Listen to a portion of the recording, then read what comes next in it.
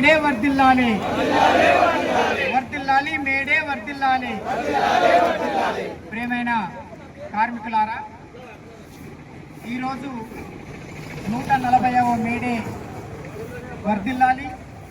140 సంవత్సరాల క్రితం మన కోసం పోరాటం చేసినటువంటి కార్మిక వర్గం, ప్రపంచ కార్మికులకంతా కూడా 8 గంటల పని దినం కావాలని పోరాడినటువంటి రోజు. 1886 కంటే ముందు కార్మికుల పరిస్థితి ఎట్లా ఉంది అంటే, మనం పశువులను బలవంతంగా గడెం కొడితే ఎట్లా నడుపుకుంటూ పోతామో, పొలాలను ఎట్లా సాఫ్ చేసుకుంటూ పోతామో, ఆనాడు కార్మికులకు కూడా ఆ గొడ్డు చాకిరి కార్మికులకు ఉండేది. గొడ్డు చాకిరి చేసుకుంటూ తిండి లేక అలమటిస్తూ నీళ్లు తాగలేని పరిస్థితిలో ఉండి పనే పనే పనే పనే చేసి బానిస యజమానులు కార్మికులందరినీ కూడా మీరు పని చేయడానికే పుట్టిండ్రు, పనే చేయాలని మీకు సుఖం లేదని చెప్పి బలవంతం పని విధానం 1886 కంటే ముందు కొనసాగింది. అనేక సంవత్సరాలుగా అనుభవించినటువంటి కార్మికులు ఈ యొక్క శ్రమను ఎట్లా మనం విముక్తి పొందాలి, విముక్తి పొందితేనే మంచిది కదని ఆలోచన చేసి పోరాటం ప్రారంభించారు. అప్పుడు 24 గంటల్లో 8 గంటల పని మేము చేస్తామని ప్రకటించారు. 8 గంటలు భార్య పిల్లలతో గడుపుతాం, 8 గంటలు నిద్రపోతాం, 8 గంటలు యజమానితో పని చేస్తాం. అట్లా ఒక రోజులో 24 గంటలు అవుతుంది.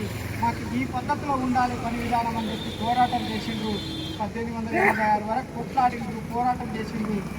వందల మంది కార్మికులు చనిపోయి ఎర్ర జెండాను మనకిచ్చి 8 గంటల పని దినాన్ని తీసుకొచ్చినటువంటి చరిత్ర, ఘనత అంత కార్మిక వర్గానికి ఉంది.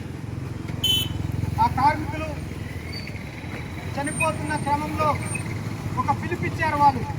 ప్రపంచవ్యాప్తంగా మే 1వ రోజు అంటే భూమి ఎంతవరకు ఉందో అంతవరకు అందరూ కూడా ప్రపంచవ్యాప్తంగా పండగ ఏదైనా ఉంది కార్మికులకు అంటే అది మేడే ఉంది.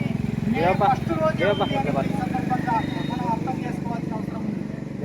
భారతదేశంలోనో పాకిస్తాన్లోనో దేశంలో భూమి ఎక్కడి వరకు ఉందో అక్కడి వరకు ఈ రోజు ఈ ఎర్ర జెండా ఎగురుతా ఉన్నది. ఈ రోజు ఎవరి కోసం ఎగురుతా ఉన్నది ఈ ఎర్ర జెండా అంటే కార్మికుల హక్కుల కోసం ఎగురుతా ఉన్నది. ఎక్కడ కార్మికులకి అన్యాయం జరిగితే అక్కడ ఈ ఎర్ర జెండా ఉంటది అని చెప్పడానికి ప్రతి సంవత్సరం మేడే రోజు ఇది ఎగురుతా ఉంది అని సందర్భంగా అర్థం చేసుకోవాల్సినటువంటి అవసరం.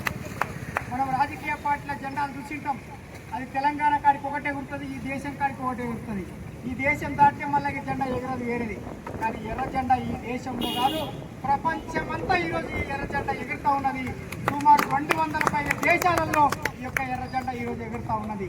అంటే ఈ ఎర్ర జెండాకు కులం లేదు, ఈ ఎర్ర జెండాకు మతం లేదు, ఈ ఎర్ర జెండాకు అన్యాయాన్ని సహించడం లేదు. ఈ ఎర్ర జెండా అవినీతికి వ్యతిరేకంగా పోరాడుతూ ఉంది.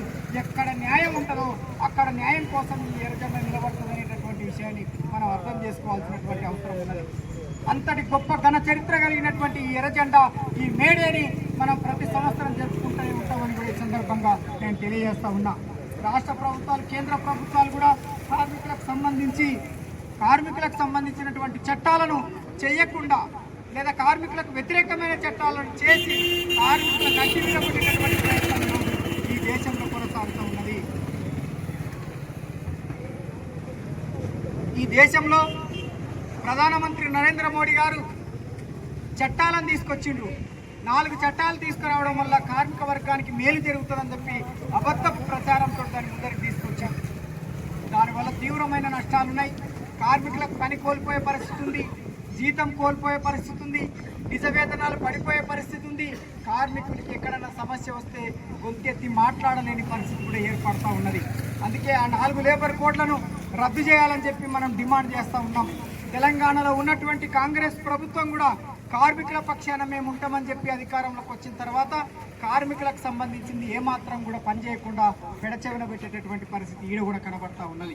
అంటే వేతనాలు పెరగడం లేదు, కనీస వేతనం 18,000 చేస్తామని చెప్పి ఎన్నికల మేనిఫెస్టోలో పెట్టినప్పటికీ కూడా దాన్ని అమలు చేయడం లేదన్న సందర్భంగా మనం అర్థం చేసుకోవాల్సినటువంటి అవసరం ఉంది. అందుకే మిత్రులారా, ఏదైతే మేడే ఉందో ఈ మేడే సందర్భంగా మళ్ళీ మనం ఒక పునరంకితం అవుదాం. మన సమస్యల పరిష్కారం కోసం మళ్ళీ పోరాట మార్గాన్ని ఎంచుకోవాల్సినటువంటి అవసరం ఉందని చెప్పి కూడా ఈ సందర్భంగా అర్థం చేసుకోవాల్సినటువంటి అవసరం ఉంది. ముఖ్యంగా కార్మికులు ఆత్మగౌరవంతో ఉండాల్సినటువంటి అవసరం ఉంది. ఆత్మగౌరవంతో కార్మికులు లేకపోతే చాలా ఇబ్బందులకు గురయ్యేటటువంటి అవకాశం ఉంటుంది. ఆత్మగౌరవం లేకుండా మన పోరాటం ఉండొద్దని కూడా మనం అనుకోవాల్సిన అవసరం ఉంది. ఎందుకంటే ఆత్మగౌరవమే ఈరోజు పతాకా స్థాయిని నిలబెడుతుంది. ఈరోజు అవినీతికి వ్యతిరేకంగా పోరాటం చేయడం ఒక పతాకా స్థాయిని నిలబెడుతుంది. ఇంకో పోరాటం చేస్తే ఇంకో పతాకా స్థాయికి నిలబెడుతుంది. అంటే ఆత్మగౌరవం ఉన్నటువంటి ఒక గొప్ప గౌరవం అది కనుక మనం దానికోసం దాని ఆధ్వర్యంలోనే పోరాటం చేయాల్సినటువంటి అవసరం ఉన్నది. ఈ దేశంలో చాలా ఎర్రజెండాలు ఉన్నప్పటికీ కార్మికుల పక్షాన కొట్లాడేటటువంటి ఎర్ర జెండా ఒకటి అది టీఈసీఐ జెండా అని కూడా ఈ సందర్భంగా అర్థం చేసుకోవాల్సినటువంటి అవసరం ఉన్నది. ఎందుకంటే ఉదాహరణకు మనకు హమాలి వర్కర్స్కి సంబంధించి మేము వేతనాలప్పుడు పోరాటం చేస్తే 5 పైసలు 10 పైసలు చారణ అని ఇట్లా అడిగి పోరాటం చేయాల్సినటువంటి పరిస్థితి. కార్మికుల పక్షాన నిలబడి ఏమాత్రం లొంగకుండా మనం గట్టిగా నిలబడి పెంచుకునేటటువంటి పరిస్థితి మనకు హమాలి వర్కర్స్ దగ్గర కనబడతా ఉన్నది. అట్లాగే మున్సిపాలిటీ వర్కర్స్లలో వీళ్ళు జీతాలు 6,000 5,000 జీతాలు ఉన్నప్పుడు పోరాటం చేసి ఈరోజు 15,000 20,000 22,000 దాకా సాధించుకున్నటువంటి పరిస్థితి టీసీఐ జెండాకు ఉన్నది. గ్రామ పంచాయతీ కార్మికులకు మరి 2,000 3,000 4,000 రూపాయలు ఉన్నప్పుడు పోరాటం చేసి 8,500 9,500 దాకా తీసుకొచ్చినటువంటి సందర్భం ఉంది. మన సంఘం పిలిపిస్తే కలెక్టర్ ఆఫీస్ బంద్ అయింది. మన సంఘం పిలిపిస్తే చక్రం తిరిగేది బంద్ అయింది. మన సంఘం పిలిపిస్తే మున్సిపాలిటీలో కసువు ఊడ్చేది బంద్ అయింది. గ్రామ పంచాయతీలో నీళ్ళు ఇడ్చేది బంద్ అయింది. అన్నిటికన్నీ బంద్ అయ్యేటటువంటి సంస్థ మనమే చేయగలుగుతాం. మనమే టీఈసీఏగా మనం ముందుకు పోతున్నామని కూడా ఈ సందర్భంగా అర్థం చేసుకోవాల్సినటువంటి అవసరం ఉంది. అందుకే మిత్రులారా, బలము మనతో ఉంది. మన బలాన్ని మనం నమ్మడం లేదు. ఈరోజు బాలనాగమ్మ కథలో మనకు తెలుస్తుంది. బాలనాగమ్మ కథల చిలుక గొంతులో ప్రాణం ఉంటుంది. ఆ చిలుక గొంతులో ప్రాణం తీసేస్తే ఆ యొక్క మాయల పకీర్ ప్రాణం పోతుంది. కరెక్ట్ ఈ దేశంలో ఉన్నటువంటి పెట్టుబడిదారులకు సంబంధించినటువంటి జీవం ఎవరి చేతుల్లో ఉంది, ఆ ప్రాణం ఎవరి చేతుల్లో ఉందంటే మన చేతుల్లో ఉంది. ఈరోజు మనం బస్సు బంద్ అంటే బస్సు బంద్ అవుతుంది, ఊడ్చడం బంద్ అంటే ఊడ్చడం బంద్ అవుతుంది, నీళ్ళు నిలవడం బంద్ అంటే నీళ్ళు నిలవడం బంద్ అవుతుంది, మూటలు ఎత్తేది బంద్ అంటే మూటలు ఎత్తేది బంద్ అవుతుంది. మొత్తం కార్మికులు బంద్ అంటే సమస్తం బంద్ అయ్యి ఈరోజు మన దగ్గరకు వచ్చి మాట్లాడేటటువంటి స్థితి ఏర్పడుతుంది కనుక కార్మికుల చేతుల్లోనే ఆ బలం ఉంది, ప్రాణం ఉంది, శక్తి ఉంది కనుక ఈ పెట్టుబడిదారులు మన రెక్కల మీద బతుకుతున్నారు. ఈ పెట్టుబడిదారులు మన రెక్కల కష్టాన్ని దోచుకొని బతుకుతున్నారు కనుక ఆ రెక్కల కష్టం దోచుకొని బతికేటటువంటి వాళ్ళకు వ్యతిరేకంగా పోరాటం చేసేటటువంటి